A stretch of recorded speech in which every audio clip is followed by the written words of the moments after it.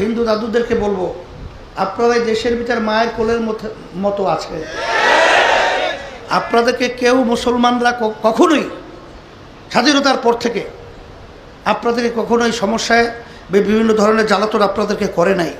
আমাদের সুন্দর দেশটাকে অস্থিতিশীল করার জন্য বিভিন্ন ধরনের ষড়যন্ত্র চলছে। তা আমি সকল কুতার্থ আহ্বান জানাবো, বিএনপি সহ অন্য যারাই আছেন,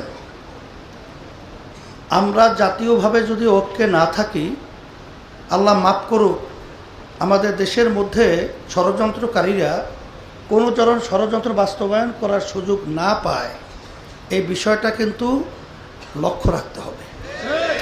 যদি এখানে আপনারা শুধু ক্ষমতা এবং স্বার্থের জন্যেই যদি আপনারা বারবার কথা বলেন, সেভাবে আচরণ করেন, এটা কিন্তু বাংলাদেশের জনগণ মেনে নেবে না।